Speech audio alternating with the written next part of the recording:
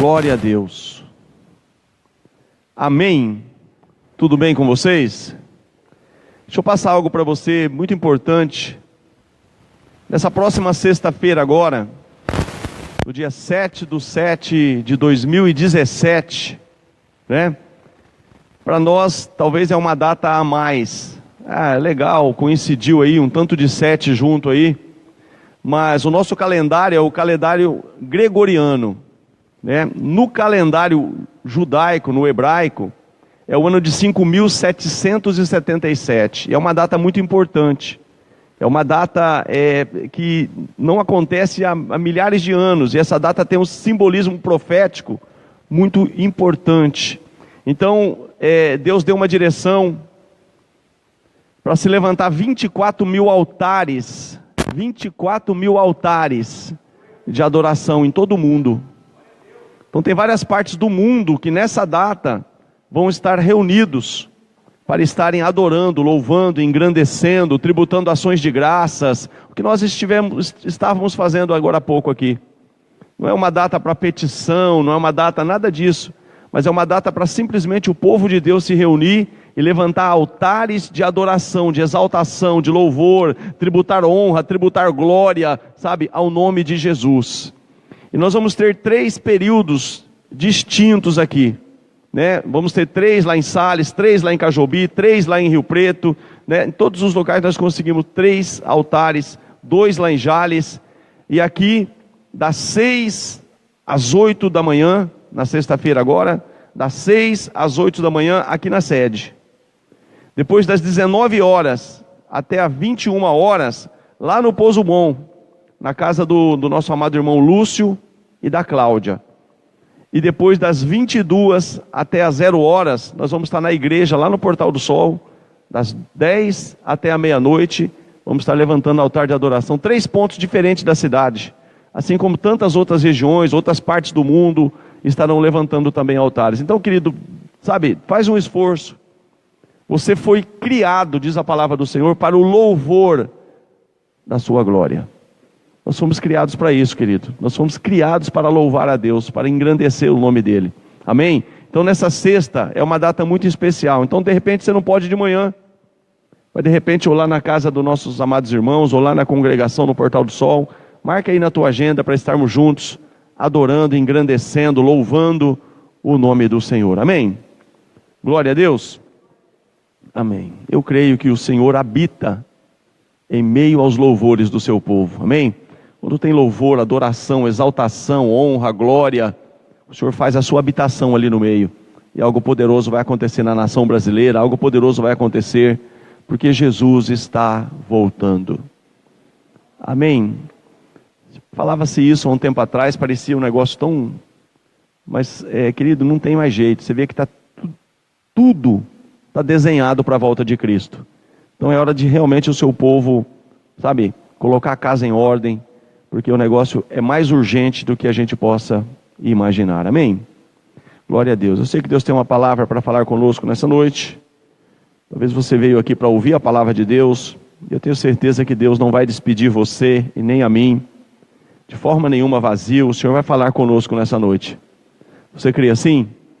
Vou chamar aqui o nosso amado Diácono Aparecido. Olha o tamanho do homem. A mulher dele já está lá, intercedeu 7 vezes por... Ela pede, quando é para orar por ela, que é para orar 7 vezes mais. Então ela deve ter orado umas 70 vezes mais pelo marido hoje. Aleluia. Estenda a sua mão para cá, querido. Pai, nós queremos te agradecer, porque nós não temos dúvida, nós temos, ó Pai, certeza absoluta que o Senhor quem faz a obra.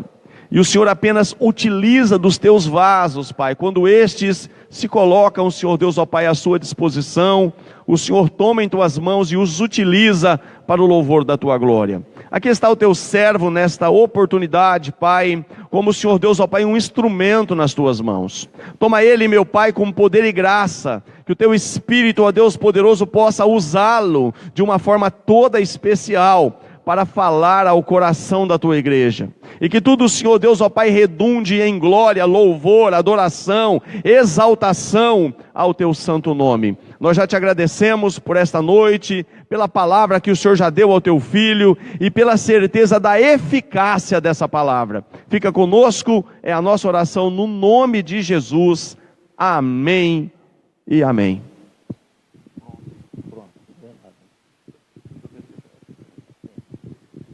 Amém, aleluias. Quem está feliz com Jesus aí? Amém. Quarta-feira no Portal do Sol, o pastor me falou, e eu não costumo dizer não para as coisas de Deus. Aí ele falou, tem a moral de levar a palavra lá na terça-feira? Eu falei, é nós, né? Nós, eu e Jesus, tá? Não é eu sozinho não, é nós. Aí tudo bem, preparar a palavra, mas ele me falou que ia fazer uma pegadinha. Preparei a palavra, fiz um rascunhozinho aqui, meio singelo aqui, não é papel de pão não, tá, irmãos? Aí tudo bem, domingo estou aqui na frente aqui, o pastor começou a pregar, e eu não tinha falado nada para ele, que palavra que era, não é como que Deus trabalha. Aí eu estou ali sentadinho ali, de repente o pastor começou a pregar minha palavra. Falei, oxe, a minha não, a do Senhor, tá? Mas a palavra que eu tinha preparado. Fiz igual o Bosquete, Jesus, meu Deus. Mas eu lembrei de uma coisa, irmãos, glória a Deus, que Deus é criativo, amém? Eu creio que Deus é criativo. Fala para o teu irmão, Deus é criativo. O Espírito Santo é criativo. Uma prova disso é você. Olha para o teu dedão, para o teu polegar. Fala, Deus é criativo. Você é único, amém? E a palavra do Senhor, irmãos, não é que ela muda. A palavra é a mesma. Ela não muda, mas a cada dia, se você ouvir a mesma palavra 30 vezes, Deus vai usar, vai falar diferente. Não que ela muda, mas Deus vai dar um entendimento, vai dar uma revelação a cada dia. E ele pregou tremendamente bem a palavra do Senhor ali. E glória a Deus por isso. Mas eu creio que Deus vai falar hoje, na mesma palavra, de uma maneira diferente, com entendimento diferente. Amém? Vamos lá. Convido a amada igreja a abrir as vossas Bíblias no Evangelho de João.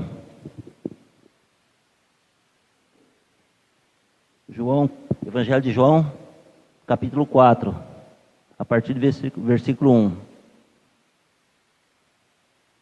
Evangelho de João 4, a partir do versículo 1. Está lá já não. Vou ler lá que é mais fácil. Todos acharem amém, né? Diz assim a palavra do Senhor. E quando o Senhor entendeu que os fariseus tinham ouvido que Jesus fazia e batizava mais discípulos do que João, ainda que Jesus mesmo não batizava, mas os seus discípulos, deixou a Judéia e foi outra vez para a Galiléia. E era-lhe necessário passar por Samaria. Vou dar uma paradinha aqui, fazer um comentário. Sabe, irmãos, eu não creio que nas coisas de Deus haja coincidência. Para mim tudo é providência de Deus. Tudo é providência. Eu não creio assim em acaso nas coisas de Deus. Eu não creio que quando Jesus entrou ali naquela cidade de Naim, quando ele se deparou ali com aquele féretro, com aquele velório daquele filho único daquela viúva, eu não creio que aquilo ali foi uma coincidência, um acaso. Aquilo ali foi uma providência. Eu não creio, assim a palavra não diz, mas é um pensamento meu, que quando aquela caravana de ismaelitas que levou José para o Egito, quando ela passou e levou José para o Egito, eu não creio que aquilo ali foi um acaso, uma coincidência. Aquela caravana poderia ter passado uma semana depois, uma semana antes, mas ela passou no momento exato que José era tirado daquele poço. Eu vejo ali que aquilo ali foi a mão de Deus ali, um passaporte ali, se bem que meio estranho, não foi assim tão confortável, mas foi uma maneira de José chegar no Egito. Então não creio que aquilo foi uma coincidência, um acaso da sorte, né, ou da natureza, mas sim uma providência de Deus. E quando eu vejo aqui nesse texto aqui, e era-lhe necessário atravessar a província de Samaria, eu vejo aqui em duas vertentes. Essa palavra necessário me chama a atenção. Assim, ela me atrai um pouco essa palavra necessário. Eu não sei, aqui na Bíblia não narra se havia aqui nessa localidade outra rota, outro caminho para se chegar até esse destino. Mas eu estava vendo aqui na minha Bíblia e fala que muitos judeus preferiam atravessar o Jordão ao invés de passar por Samaria. E Jesus fez justamente o contrário. Jesus prefere passar por Samaria. Então eu não creio que isso aqui foi um acaso, que foi assim essa palavra necessária me chama a atenção que Jesus tinha algo muito importante a fazer ali. Não era uma mera coincidência dele apenas passar. Tudo bem, pode até ser que só havia essa estrada, mas eu vejo de uma outra maneira. Além da passagem dele, do caminho necessário que ele tinha que fazer, mas também que Deus tinha ali uma obra necessária fazer naquele lugar. Deus tinha ali algo tremendo para realizar nesse lugar. Então, o que é necessário? Necessário é uma coisa que é imprescindível, uma coisa que é de suma importância, né? Uma coisa assim, tremendamente necessária, que não dá para adiar. Então, alguns judeus preferiam, assim, para não ter contato ali com os samaritanos, preferiam, então, atravessar o Jordão. Então, Jesus já quebra essa regra, essa prática. E aí, continuando o texto. E era necessário atravessar a província de Samaria. Chegou, pois, a uma cidade samaritana chamada Sicar, perto das terras que Jacó dera a seu filho José. E estava ali a fonte de Jacó. Cansado da viagem, assentara-lhe Jesus junto à fonte por volta da hora sexta, ou seja, ao meio-dia, na hora do sol mais quente. Nisto veio uma mulher samaritana tirar água.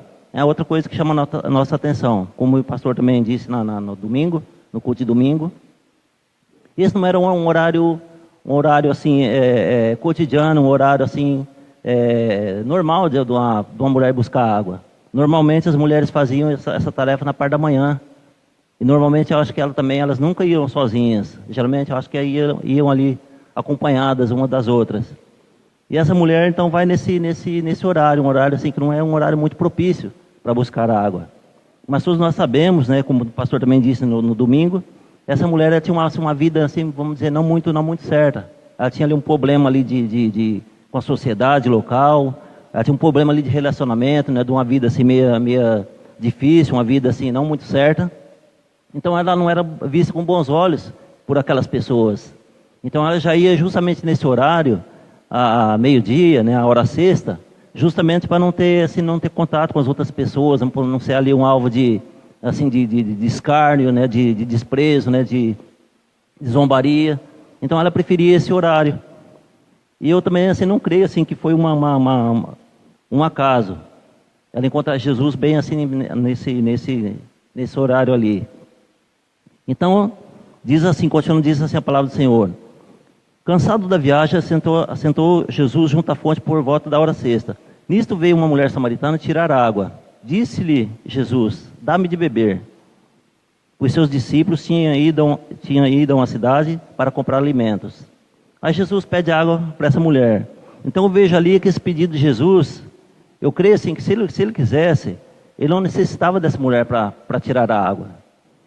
Se ele quisesse, ele é capaz, ele tem todo o poder. Ele caminhou sobre as águas, ele acalmou essas mesmas águas, né, do mar, tempestades, né, o vento. Ele é Senhor, ele é dono da natureza, ele é dono de tudo. Foi ele que criou a água, né, pela palavra dele. Então, se ele quisesse, ele nem necessitaria dessa mulher, podia ele mesmo ter tirado a água. E aí ele pede a água, mas eu vejo isso aqui, foi um gancho, foi apenas um pretexto que Jesus usou para iniciar ali aquele diálogo, aquela conversa com aquela mulher. Ele pega e pede para ela: dá-me de beber. E ela pega e diz para ele: como sendo tu judeu, pedes de beber a mim, que sou mulher samaritana? Porque os judeus não se dão com os samaritanos. E eu tive lendo aqui na minha Bíblia, essa palavra não se dão, ela vai assim mais além. Não é apenas assim, não se dão bem, assim, de amizade, relacionamento. Ela vai um pouco mais além. Eu tive lendo que os judeus, eles não costumavam partilhar os mesmos objetos, né, os mesmos utensílios, né, de comer, de beber com os samaritanos. Por quê? porque os judeus tinham um ritual, né, de purificação, e os samaritanos eram mais relaxados nessa prática. Então eles achavam assim inconcebível de um judeu, além de relacionamento, né, de comunhão ali, de conversar, de ter ali uma amizade, um relacionamento mais profundo, né, de irmãos, vamos dizer assim. Eles eram reprováveis nessa prática, porque eles consideravam que os samaritanos eram impuros, que eles não faziam direito o ritual da purificação, né, então isso era assim inconcebível para eles. Então eles eram assim excluídos pelos judeus. Então Jesus pega e já quebra esse protocolo, né? Ele já quebrou primeiramente ali o protocolo do caminho. Ele muda a rota. Ele muda a rota. E Jesus pega e quebra esse protocolo, né? Esse costume, né? Então eu vejo aqui um ambiente propício. Estava só ele e a mulher ali, né? Os discípulos não estavam, eles tinham ali todo um tempo ali disponível para estar um diálogo com essa mulher. Aí, continuando o texto, diz assim: não se dão com os samaritanos. Replicou Jesus: se conheceras o dom de Deus, e quem é o que te pede, dá-me de beber, tu lhe pediria e ele te daria água viva. Respondeu ela: Senhor, tu não tens com que tirar a água, e o poço é fundo. Onde, pois, tu tens água viva? Então, como eu disse, né? Jesus não necessitava dela para tirar essa água. Ele mesmo poderia ter tirado. E aí ele pega e diz para ela. E ela diz: és tu, porventura, maior que Jacó, nosso pai, que nos deu o poço, do qual ele mesmo bebeu, e bem assim seus filhos e seu gado? Afirmou-lhe Jesus: quem beber dessa água, tornará a ter sede. Aquele, porém, que der da água que ele beber, nunca mais terá sede. Pelo contrário, a água que eu lhe der será nele uma fonte a jorrar para a vida eterna. Então, amados, Jesus, na verdade, não necessitava dessa mulher para essa tarefa de tirar água. Ele podia ter tirado, ele andou sobre as águas, ele acalmou o vento, tempestades, ele multiplicou pães e peixes. Então ele não teria dificuldade nenhuma. Isso não seria dificuldade para ele. Isso apenas foi um pretexto. E ela pega e diz, continuando aqui: afirmou Jesus: quem beber dessa água tornará a ter sede. Aquele, porém, que beber da água que ele der, nunca mais terá sede. Pelo contrário, a água que eu lhe der será nele uma fonte a jorrar para a vida eterna. Amém? Então, essa água eterna significa, ele está querendo dizer que a água física que ela beberia, ela tornaria a ter sede. Ela teria que voltar lá para buscar. Mas essa fonte a jorrar para a vida eterna se refere a uma grande abundância, uma coisa que não é uma coisa efêmera, passageira, né? Como os prazeres, como as coisas do mundo são passageiros, que são temporais, mas uma coisa tem uma duração eterna, uma duração sem fim, uma fonte a jorrar para a vida eterna, para sempre. É uma coisa que é duradoura, né? Que não tem fim, que vai, amém? Que vai, como ali o azeite da viúva, né? Uma coisa que não terminava, né? Que vai brotando, vai jorrando e não tem fim. Aí ela diz para ele, seguindo aqui: disse a mulher: Senhor, dá-me dessa água para que eu não tenha mais sede e nem precise vir aqui a buscá-la. Disse-lhe Jesus: vai, chama teu marido e vem cá. Ao que ela respondeu: não tenho marido. Replicou-lhe Jesus: bem disseste, não tem marido, porque 5 maridos tiveste, e esse que agora tens não é teu marido. Isso disseste com verdade. Então Jesus conhece a fundo a vida dessa mulher. Mas uma coisa que é interessante é que ele fala essa palavra para ela, ele não fala assim julgando, ele não fala acusando. Ele só põe ela a par da situação, que ele já conhecia a vida dela. Ele não fala apontando o dedo, ele não fala assim recriminando, ele fala assim apenas... o que ela falou, ele apenas complementa, apenas completa. Né? Que ele já sabia, conhecia toda a vida dela, de cor salteado, como ele conhece a vida de cada um de nós. Amém?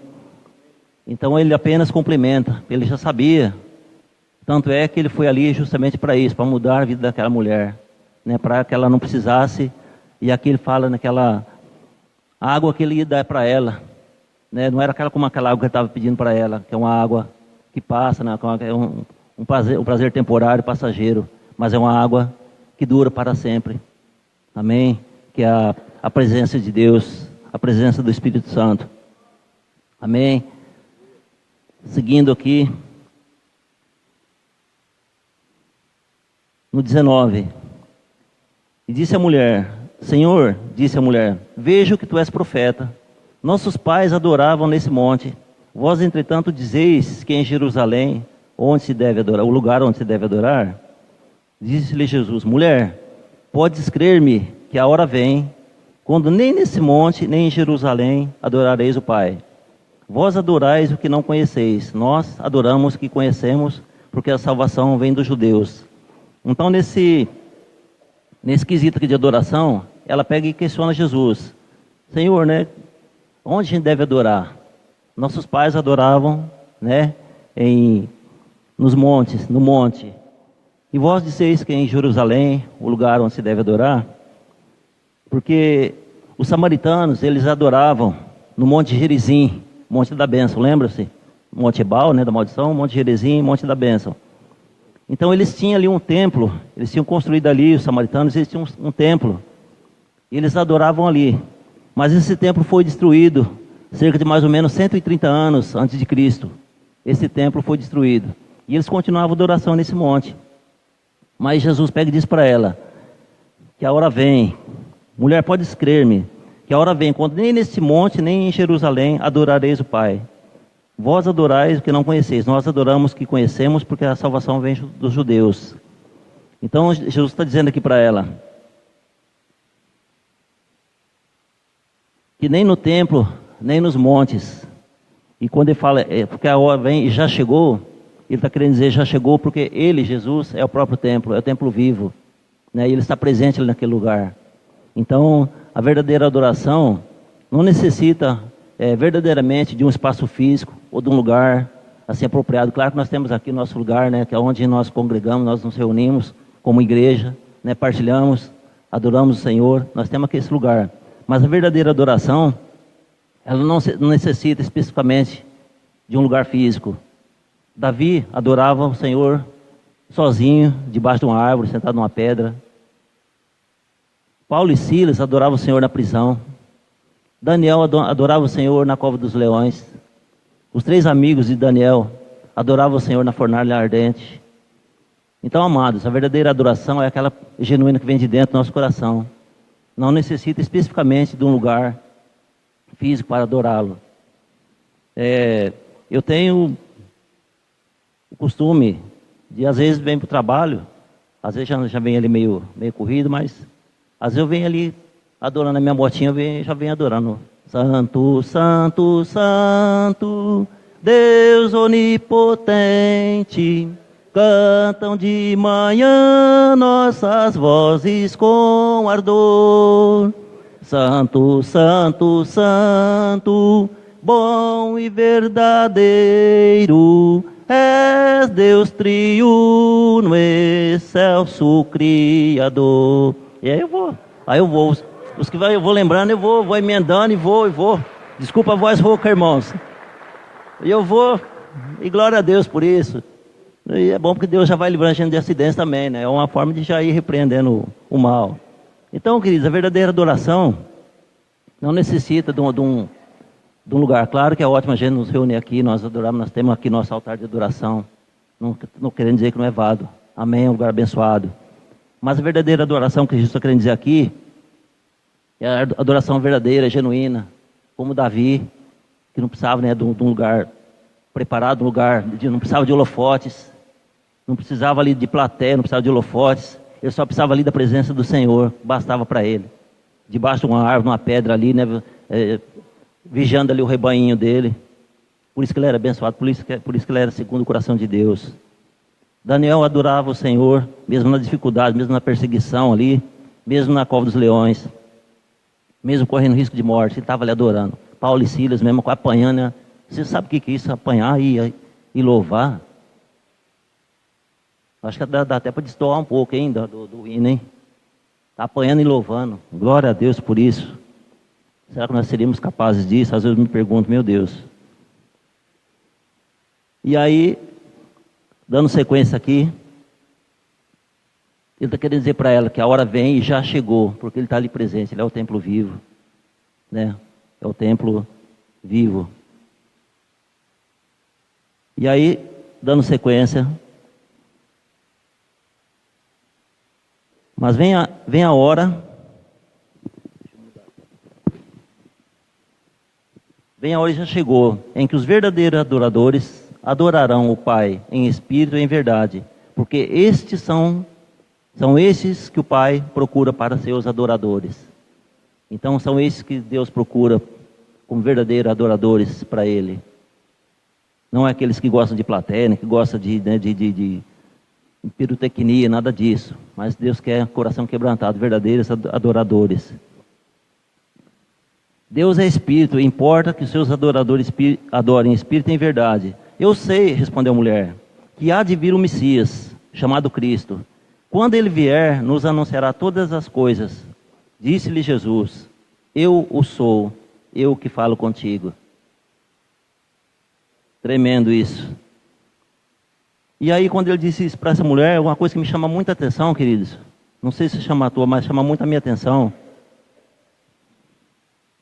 Que ela creu de imediato. Ela, né, nessas poucas palavras que ela teve aqui, nesse curto encontro que ela teve aqui, nesse curto diálogo que ela teve com o Senhor, a gente crê assim que não foi uma coisa muito demorada, mas ela já creu. Jesus falava, eu o sou que falo contigo. E ela creu de imediato. E ela não titubeou, ela acreditou. Ela tomou posse dessa palavra. E aí diz aqui, eu sei, responder mulher, que há de vir o Messias, chamado Cristo. Quando ele vier, nos anunciará todas as coisas. Disse Jesus, eu o sou que falo contigo. Nesse ponto chegaram os seus discípulos e se admiraram de que estivesse falando com a mulher. Todavia, nenhum lhe disse, que perguntas? Ou por que falas com ela? Isso aqui é outra coisa, outro protocolo que Jesus quebra. Aliás, Jesus era especialista em quebrar protocolo. Não estou querendo dizer com isso que ele não seguia a lei, tá, irmãos? Que ele desprezasse a lei, que ele quebrasse a lei, não é nada disso. Ele quebrava, quando digo que ele quebrava protocolo, ele estava quebrando a religiosidade, a hipocrisia da época. Porque muitos fariseus, saduceus, escribas, eles conheciam a lei a fundo, só que eles não seguiam. Era pura hipocrisia. Tanto é que eles levaram várias cacetadas de Jesus, porque eles conheciam a fundo a palavra, mas não seguiam aquilo que eles pregavam, colocavam julgo nos outros, mas eles mesmos não seguiam. Então, quando eu digo que Jesus é especialista em quebrar protocolo, é porque ele veio para quebrar mesmo a hipocrisia, religiosidade. Isso ele quebrou. Ele não transgrediu a lei, né? Aquilo que era na lei não transgrediu, ele apenas cumpriu. Então eles se admiraram que Jesus estava falando com a mulher. Primeiro, a atitude deles reflete tanto assim, o desprezo, né, que eles tinham pelos samaritanos, mas também pelo machismo, né, que reinava na época, que eles consideravam nessas mulheres, né, como refúgio, né, eles não tinham respeito pelas mulheres. E eles consideravam também que ensinar uma mulher era perda de tempo, era considerado como perda de tempo ensinar uma mulher. Então eles se admiraram de Jesus, tá entre parênteses, perdendo tempo, né, no ver deles, com aquela mulher, e conversando com ela. Aí uma coisa que chama a nossa atenção, que chama a minha atenção, que essa mulher, ela creu. Nessas poucas palavras que ela teve com o Senhor, que Jesus falou para ela, ela creu que Jesus era realmente o Messias. E fala a palavra que ela deixou o seu cântaro. Diz aqui, nesse inteirinho os discípulos rogavam dizendo, mestre, come. Mas ele disse, uma comida tenho para comer que vós não conheceis. Diziam então os seus discípulos, uns aos outros, ter-lhe-ia porventura alguém trazido de comer? Ele estava mais preocupado com a comida. Ele estava apenas preocupado com a comida. E Jesus disse para ele, a minha comida consiste em fazer a vontade daquele que me enviou e realizar.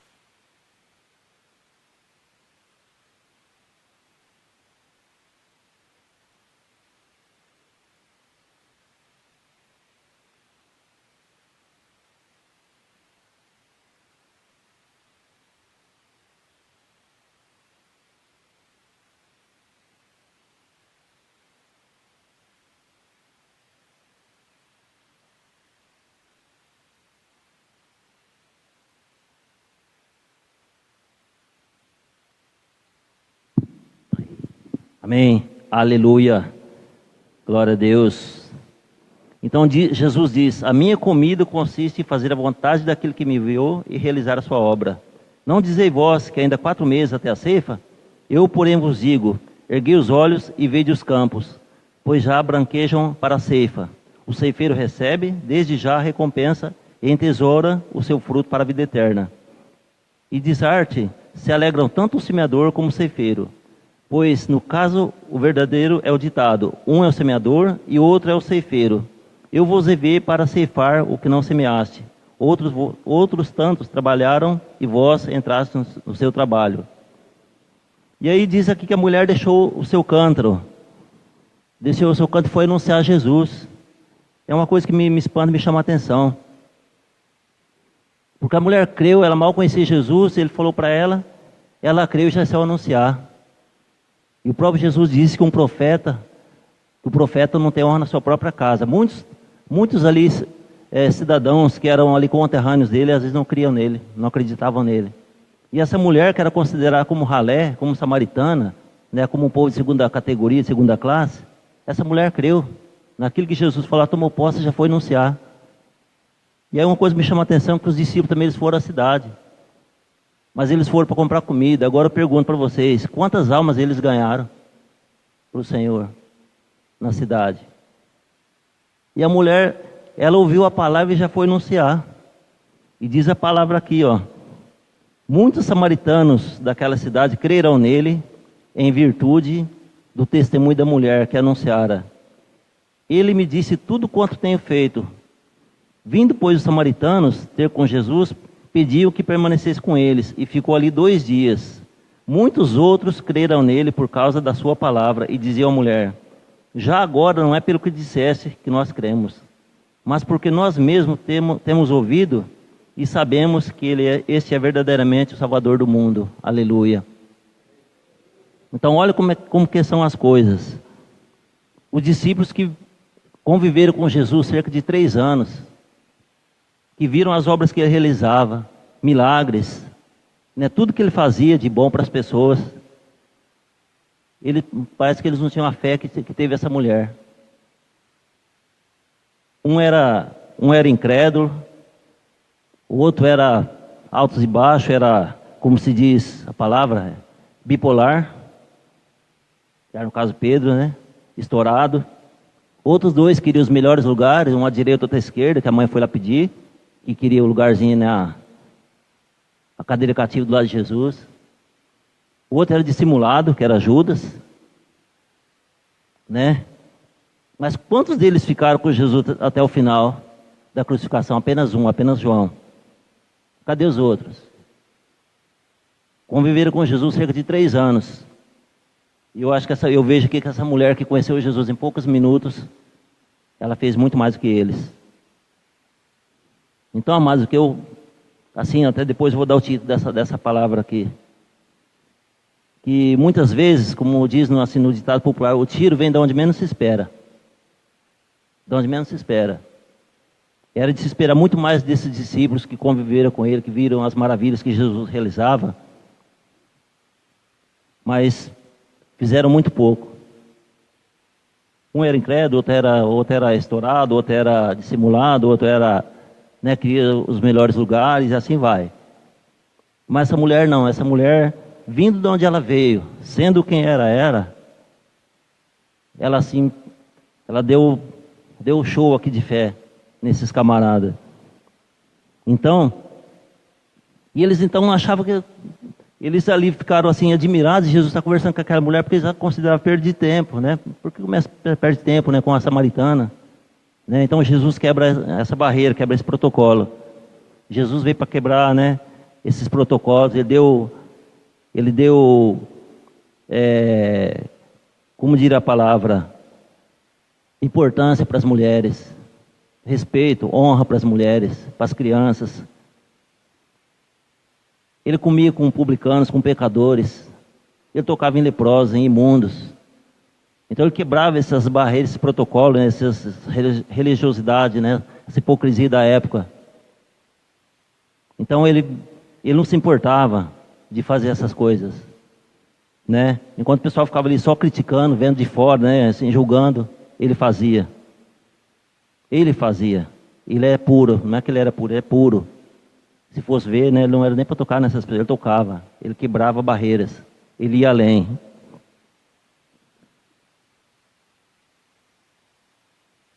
Então a gente vê, mas eu vejo aqui que Deus trabalha com coisas impossíveis, com pessoas impossíveis. Aí ele diz aqui, ó, se conheceres o dom de Deus,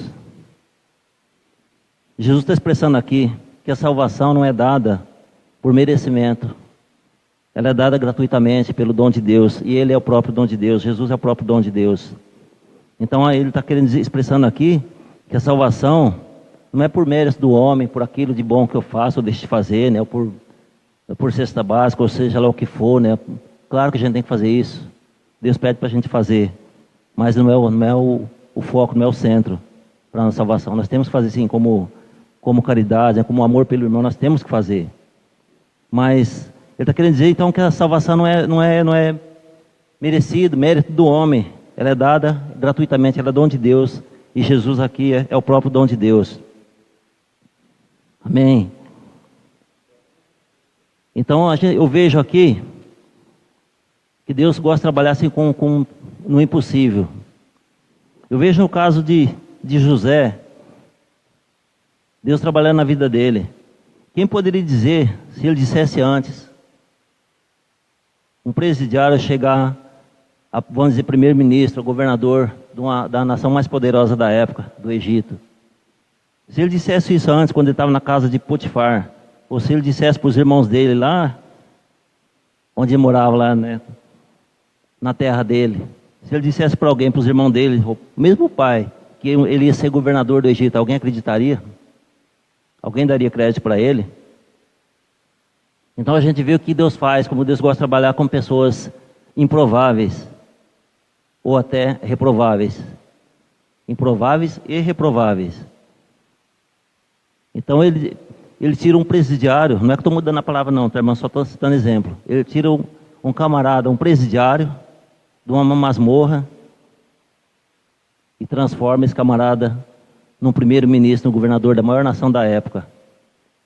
Ele pega um Gideão, que era um cara duvidoso, medroso, e faz com que esse camarada vence com apenas 300 homens. Ele tinha escolhido ali 30 mil, não sei quantos mil, e Deus vai baixando a conta.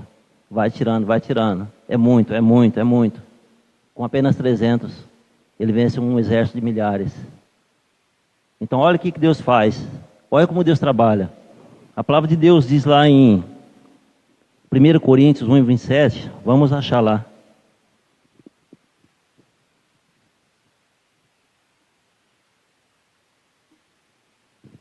Olha o que diz aqui a palavra de Deus. 1 Coríntios 1:27. Pelo contrário, Deus escolheu as coisas loucas do mundo para envergonhar os sábios. E escolheu as coisas fracas do mundo para envergonhar as fortes. Deus escolheu as coisas humildes do mundo e as desprezadas e aquelas que não são para reduzir a nada as que são, a fim de que ninguém se vanglorie na presença de Deus. Então isso é que Deus faz, né? Ele pega, não é os capacitados, não, ele capacita. Ele escolhe e capacita. Amém? Ele não pega... E a gente vai ver vários exemplos aqui, eu anotei vários exemplos aqui. Exemplo de José, que saiu de uma masmorra para ser governador. Eu vi aquele exemplo de Gideão, que ele era assim, a princípio ele era duvidoso, ele era medroso, receoso, ele pediu várias provas para Deus, para ver se Deus estava falando a verdade com ele, quando Deus dá aquela missão para ele. Ele pede uma prova, repete a prova, pede de novo, pede umas 3, 4 vezes para Deus confirmar, né? Como se Deus não estivesse falando a verdade com ele. E ele vence, com apenas 300, ele vence um numeroso exército. Eu vejo aqui Raabe, uma prostituta. Por isso que eu digo para você, Deus não escolhe capacitados. Uma mulher que era vista ali, né, pela sociedade da época dela ali também, como algo reprovável. De uma vida, né, uma vida de perdição. Ele pega essa mulher, uma prostituta, e torna-se uma importante personagem, né, na genealogia de Davi. Essa mulher entra na história da genealogia de Davi, né, e posteriormente até chegar a Jesus. Né, a gente sabe, vai passar aquelas gerações até chegar a Jesus. Então olha só quem que ele escolhe. Ele não escolhe os bonitinhos, ele não escolhe ali os capacitados, né, os bambambam da época. Ele pega pessoas, às vezes sem nenhum valor, para as pessoas. E serve muito para a gente também. Muitas vezes a gente gosta de criticar, de rotular. Eu mesmo confesso para os irmãos que às vezes tem quebrado a cara. Muitas vezes a gente vê determinado tipo de pessoa, a gente pensa assim, essa pessoa, né, a nosso ver. Você nunca imaginaria que essa pessoa um dia estaria dentro de uma igreja, um dia essa pessoa estaria salva. A gente pensa na nossa maneira vil de pensar. Esse não tem jeito. Esse não tem jeito. Mas para Deus tem. A gente, né, diz, esse aí pau que nasce torto, né, até a cinza é torta, não tem jeito. E Deus prova para a gente na palavra que tem. Muitas vezes, a gente aponta o erro como se a gente fosse perfeito, como se nós fôssemos melhor. Eu vi uma vez uma pregação, até de um personagem, não é famoso, mas conhecido, um pastor conhecido aí da mídia, não vou citar nome por questão de ética, que ele congregava numa igreja tradicional, congregava nessa igreja, na época da juventude dele. E aí, duas moças, duas jovens, eles viram, ele mais uns amigos da igreja, viu aqueles meninos saindo, acho de uma danceteria, algo assim, uma boate, alguma danceteria. O pastor Carlos Alberto falou, acho que já ouviu essa história. Eu não sei, eu estou contando aqui as palavras dele. Para vocês verem, irmãos, como que é o mal da língua. Da gente se julgar perfeito. Olha só o perigo. Eles viram essas meninas saindo dessa danceteria. E eles pegaram, já sempre tem um cagueta, né? Foram dar para o pastor. Igreja tradicional, vai vendo. Não que as meninas estivessem certas, irmãos.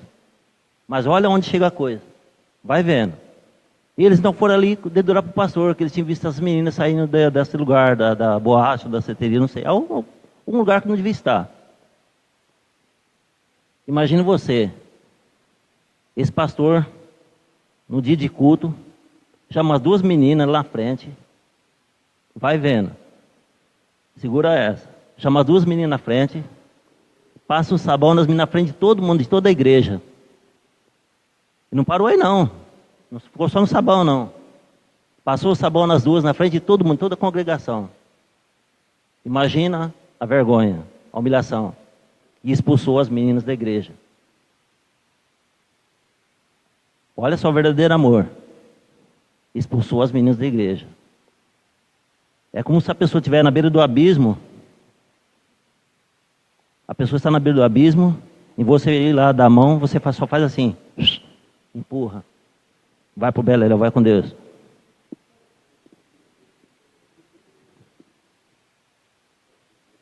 É duro. Expulsou as meninas da igreja. Isso ele contando, com palavras dele. Ele era um dos algozes ali, dos que entregou. Não que estiver certo, irmãos. Mas que o pastor, se fosse uma divisão, uma pessoa, teria que ter feito? Chamava as meninas separadas no gabinete. Conversava com elas, dava conselho. Mesmo que tivesse passando sabão, mas com amor.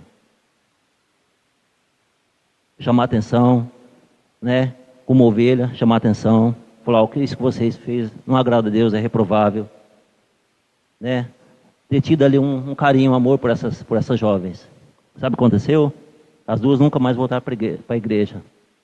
Se perderam na prostituição, na droga, sei lá. Segundo palavras dele, o Espírito Santo veio bem forte no ouvido dele e disse, é doído. O Espírito Santo disse para ele, Quantas horas você ficou na cruz pela vida delas? É doído.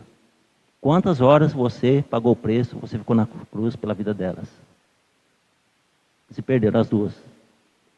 Aí eu pergunto, quem ganhou com isso? Quem ganhou? É um peso que a pessoa vai carregar para o resto da vida, né? De culpa, de sentimento. Talvez se a conversa teria sido diferente, essas jovens poderiam ser salvas, já não sabe mais. Se tivesse sido com carinho, com amor, elas poderiam estar, talvez até hoje, na presença do Senhor. Não sei depois o que aconteceu, isso foi a palavra dele. Não sei depois o que aconteceu. Então, amados, a coisa é séria. Então, olha só, como Deus trabalha com improváveis. Gideão, já falei, Raabe. Ruth era uma moabita. Era um povo idólatra. Mas ela era nora, né, de Noemi. Então ela aprendeu ali, na conversa, ela aprendeu a palavra do Senhor. Mas quando ela chegou também não foi assim muito bem recebida. Quando ela chegou, antes de se casar com Boaz, ali, quando ela chegou também não foi muito bem recebida. Quando descobriram que ela era moabita, os moabitas, eles eram idólatras. Então, mas ela conhecia, pelo tempo que ela conviveu, ali que ela foi casada, que ela conviveu, ela conheceu ali o Senhor, ela se converteu. E ela também, como no caso de Raabe, que era ali considerada ali uma ralé, uma pessoa de segunda classe, ela também entra na genealogia de Davi. Ela foi bisavó de Davi, né? Ela dá à luz ali a mulher de Boaz, dá à luz ali a Obed vai gerando até chegar Jessé, até chegar Davi. Foi ali bisavó de Davi. Então olha só as pessoas que Deus escolhe. E falando em Davi, outro personagem também que eu escolhi, Davi. Era o menorzinho da casa dele, o patinho feio da casa, da família. Quando Samuel chega ali para ungir, vai passando todos bonitão, todos galanzão bonitão ali. Abinadab, né, Samar, vai passando todos grandão. Aí quando acaba, você não tem mais ninguém não? Até um pequenininho lá, o rapinho do Tacho, está lá cuidando das ovelhas lá. O patinho feio da família. É esse que Deus usa para ser o maior rei da nação de Israel. Para a família, para Deus era importante, mas para a família não era. Ele era ali desprezado, ele era ali, né, o fracote. Mas para Deus ele era importante. Tanto é que ele se tornou em quem se tornou. Deus se tornou ele. Agora vem mais um aqui. Esse aqui era um camarada bom, não sei porque o pessoal falava dele. Um cara grandão, tal de Zaqueu. Para a época era um cara corrupto, trapaceiro, safado, agiota. Vai vendo. Olha o camarada, espia só. Mas quando ele tem um encontro com Jesus, esse camarada muda. E eu tive lendo aqui na Bíblia, aqui na minha Bíblia, fala isso. Está dizendo assim, que ele fala assim, Senhor, aqueles que eu defraudei, eu quero restituir 4 vezes mais. Fala que na lei, a pessoa tinha que pagar o montante mais 1/5 da perda de quem teve a perda. Ele tinha que se reparar, tinha que ter uma reparação de o montante daquele valor e mais 1/5. Ele promete 4 vezes mais. Ele estava indo além do que a lei exigia. Olha só. Então olha só os tipos de pessoas assim que Deus trabalha. Ó. Gideão, Raabe, Ruth, Davi. Aos olhos do ser humano, seriam pessoas que nunca chegariam em lugar nenhum. Zaqueu, e Jesus pega e diz para ele, né? Hoje me convém ficar em tua casa.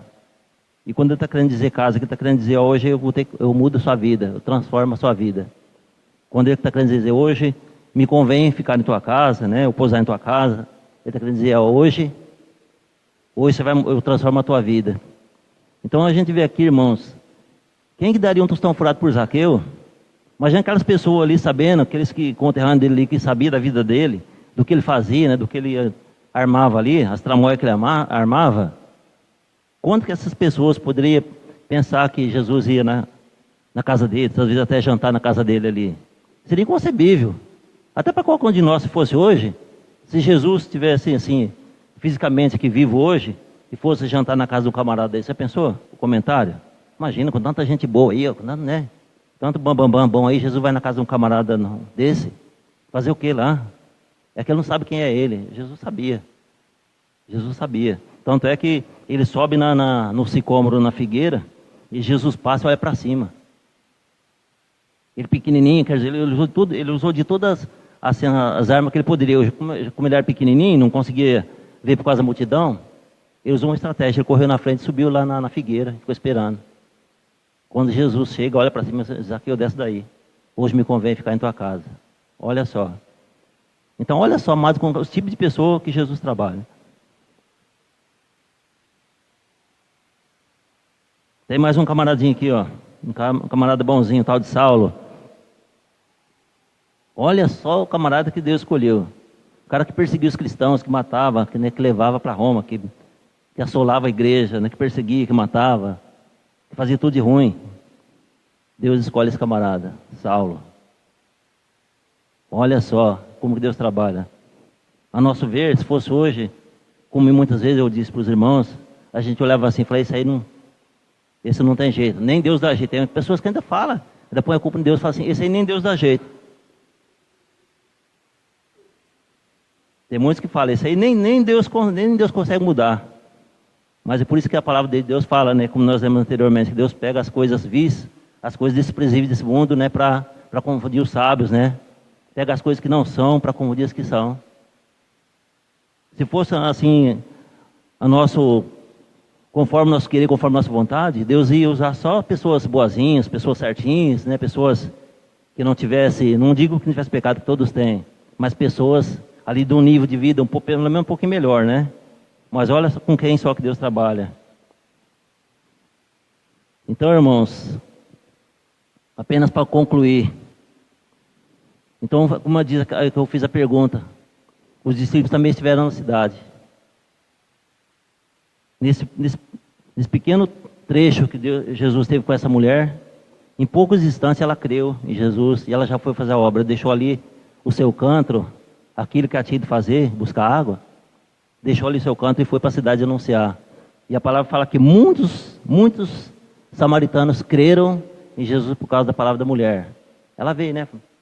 Vem cá ver, eu achei o Messias, eu acho que é o Cristo, eu estive com ele. Aí esses discípulos, esses apóstolos que estiveram com Jesus, quanto tempo? 3 anos seguidos. Tantas coisas que Jesus falou, que ensinou. Fizeram muito pouco. Perto do que essa mulher fez, eles não fizeram nada. Então, mas é questão de ótica. Muitas vezes nós temos essa ótica mesquinha, nós temos essa ótica, sabe, de julgar, de apontar falhas, de apontar erros. Muitas vezes assim, esquecendo os nossos, como se nós fôssemos pessoas perfeitas. E eu estou dizendo isso assim, me colocando também na brecha aí. Eu também sou falho, também não estou acusando ninguém não, tá, irmão? Estou falando assim que é uma coisa, corriqueira, que é uma coisa que muitas vezes nós fazemos. Assim como pessoas, muitas vezes nós usamos esses métodos, né, de julgamento, nós esquecemos que só um tem o poder de julgar, né, de perdoar. E nós também temos falhas também. Então nós precisamos mudar nossa ótica, nosso jeito de pensar, nosso jeito de agir. Nós precisamos ter a mente de Cristo, como realmente disse, ter a mente de Cristo e não julgar, ter compaixão, né, pelas pessoas. Porque como a gente viu aqui, não existe ninguém perdido para Deus. Não existe ninguém perdido. Eu vejo que quando essa mulher teve esse encontro com Jesus, né, eu acho que se ela conhecesse esse cântico, eu acho que quando Jesus falar para ela quem ele é, se ela pudesse, eu acho, cantar um cântico, eu acho que ela escolheria esse aqui, ó, quando Jesus fala para ela, eu sou o que falo contigo. Eu acho que talvez esse cântico tenha nascido daí. Talvez ela teria dito para ele, renova-me, Senhor Jesus, já não quero ser igual. Renova-me, Senhor Jesus, põe em mim teu coração. porque tudo que há dentro de mim necessita ser mudado, Senhor, porque tudo que há dentro do meu coração necessita mais de ti. Eu acho que na hora, você acha que se ela conhecesse esse cântico, eu acho que é isso que ela falaria para Jesus: muda a minha vida, me transforma. Tudo que há, tudo que eu sou, necessita ser transformado, necessita de ti. E ela já saiu ali alegre, já saiu ali anunciar. Então, irmãos, é assim que funciona a coisa. Muitas vezes nós julgamos, muitas vezes nós nos achamos perfeitos demais e apontamos o erro alheio e esquecemos de olhar para nós mesmos. Então, como eu disse ali, nesse fato que eu narrei para os irmãos, a gente tem que parar de fazer gol contra. Já viram um jogador quando perde um gol, quando faz um gol contra, como fica chateado?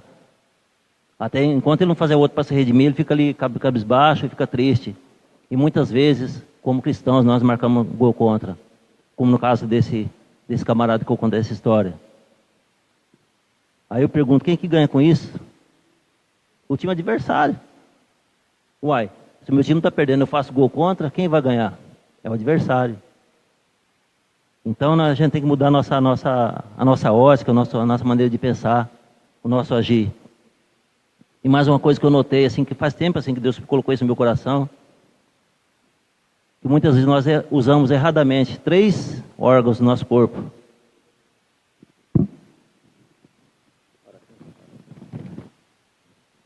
Muitas vezes nós usamos erradamente 3 órgãos que Deus nos deu no nosso corpo. Nós usamos os nossos olhos para ver a falha do irmão. Usamos a nossa boca para criticar, para condenar o irmão. O olho, a boca e o dedo. A boca para falar, para fofocar, o olho para ver e o dedo para aprontar. E a gente esquece uma coisa: quando a gente aponta o dedo, o erro de uma pessoa, eu estou apontando um dedo para ele, 3 para mim e 1 para Deus. 1 para o irmão, 3 para mim e 1 para Deus. Ao passo que quando nós usamos esses 3 órgãos do nosso corpo, para falar, para fofocar, para ver, para julgar, para apontar, Deus também usa 3. Os olhos, para ver o perdido. O coração, para amar o perdido. E os braços, para resgatar, para abraçar o perdido.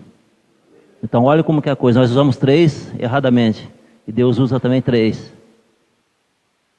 Para amar, para resgatar, para abraçar e para ver, para buscar o perdido. Amém? Foi a mensagem, talvez um pouco curta, talvez cabia assim, talvez antes do horário, mas é a palavra que Deus tinha, e glória a Deus por isso. A Deus toda a honra, toda a glória dele, a honra é para Ele. Amém. Que você se coloque de pé. Vou fazer uma oração. Senhor nosso Deus, nosso Pai, graças te damos, ó Deus, por essa oportunidade, ó Deus. Paizinho, que nós possamos aprender cada dia, Senhor, a olhar como Jesus, a amar como Jesus, a sentir como Jesus.